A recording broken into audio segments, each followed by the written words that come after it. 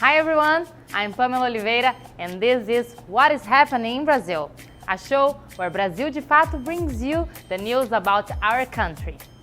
And to get the show started, here is our news update on Brazil.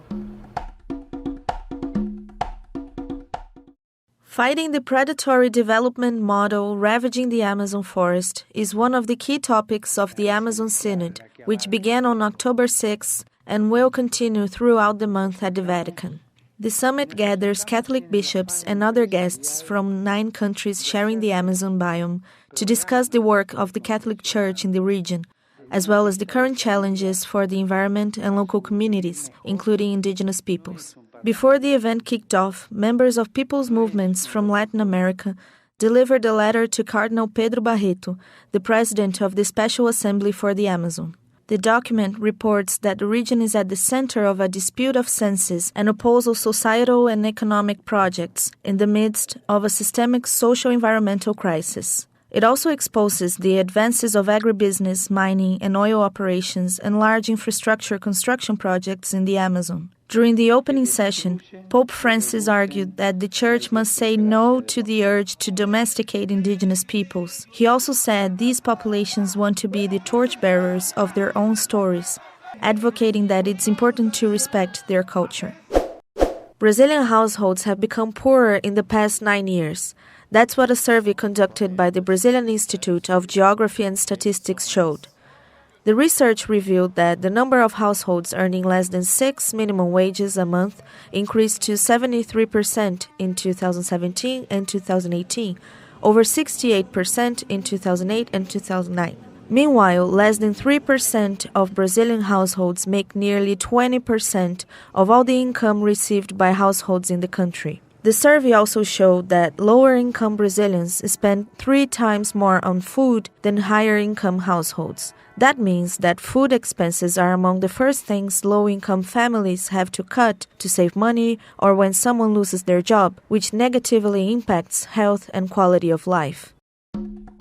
Brazil is one of the world's 10 largest economies, but is also one of the most unequal countries on the planet.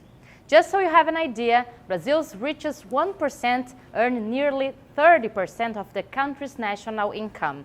Meanwhile, the bottom 50% earn less than 14% of Brazil's national income.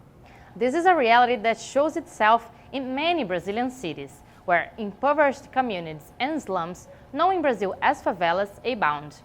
And it was from that reality that Racionais MCs, one of the country's greatest rap groups, were born in 1988.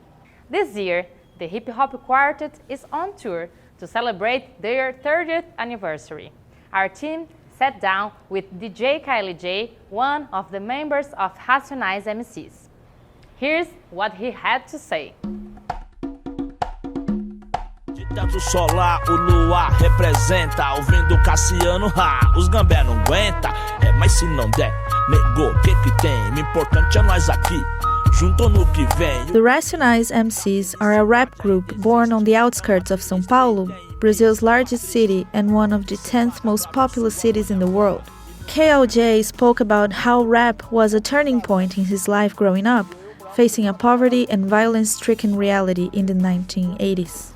Mas quando você é jovem, você é preto, você não tem muita opção. When you're young and black, you don't have a lot of job options. And when you have some ambition in life and you want to have things, you want to have a pair of sneakers, nice clothes, a motorcycle, whatever. And you don't have job options. You're easily lured into a life of crime. They are the guys with the nice clothes, the guns, the looks. The girls love them.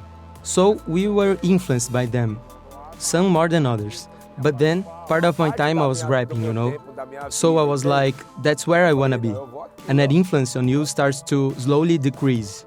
You see people die, people get locked up. After 3 or 4 years, you see that guy who used to be a criminal in a wheelchair. So you say, oh, I don't want that, you know? Depois de 3, 4 anos você vê o cara que era bandido tá na cadeira de rodas, você fala assim, não quero isso aí. Não é o zoológico.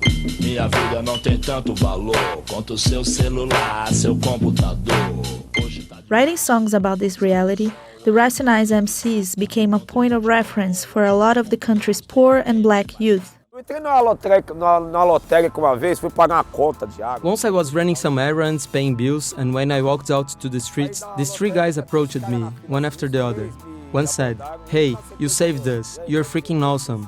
Thank you." Then the other, "Yo, damn, the Racionais are dope. Thank you." And then the other, "Yo, damn, the Racionais are dope. I'm alive because of you." We hear that a lot, you know? We hear that from black people, white people, poor people, rich people. They say, "You opened my mind." So I think the Racionais has had a very good influence on a generation here in Brazil. O Racionais influenciou de uma maneira muito boa uma geração aqui no Brasil. Aqui só faz peso na terra, tira o zóio, vê se me erra. Novo pronto pra guerra e eu não era assim. Eu tenho a dizer que é mal pra mim. Fazer o que se é assim, vida louca, cabulosa. O cheiro é de pólvora e eu prefiro rosa. We can see how important groups like the Racionais are when we look at Brazil's violence rates. Young black people who live on the outskirts of big cities, aged 15 to 19 years old, are the primary victims of violent death in the country. That's what the Violence Atlas disclosed this year showed. The report also showed that the homicide rate in Brazil soared to a new record, and the murder rate of women and LGBTQ people has been on the rise. Nearly 66,000 homicides a year. Brazil has reached the mark of 31 violent deaths by 100,000 inhabitants. It's an all-time record high, the Survey Atlas of Violence 2019 showed. The main victims are 15 to 19-year-old black youths from impoverished urban communities who have not graduated from high school. These numbers are cause for great concern, especially because they mean the death of our youth, which is shrinking as our population is getting older. The report also shows an alarming increase of violence against women and LGBTI people. When the victims are women, most violent deaths happen in their households. This means that the crimes are related to femicide. We have to understand what's behind that. Maybe it's the budget cuts for policies to fight femicide. What's going on in that sense? Another aspect that we also address in the Atlas of Violence, which is unprecedented, is the violent episodes against LGBT people. There is a real shortage of data about this in Brazil. Based on the numbers of the survey, the coordinators of the report agree that relaxing gun laws, one of President Jair Bolsonaro's platforms, could make violence even worse in the country. Now it's time for you to know a little bit more of Brazilian culture. This is Brazilianism. Cuxá é uma planta, é uma erva verde, é uma... Cuxá means roselle, a leafy green herb. It's similar to parsley, but bigger. It's tangy and really acidic. So we will get this acidic rice, but not too acidic. Cuxá contains a lot of iron. This dish is traditional in Maranhão state.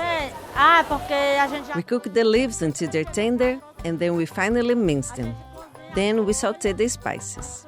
For the spices, we saute onions, tomatoes, garlic, parsley, scallions, and bell pepper.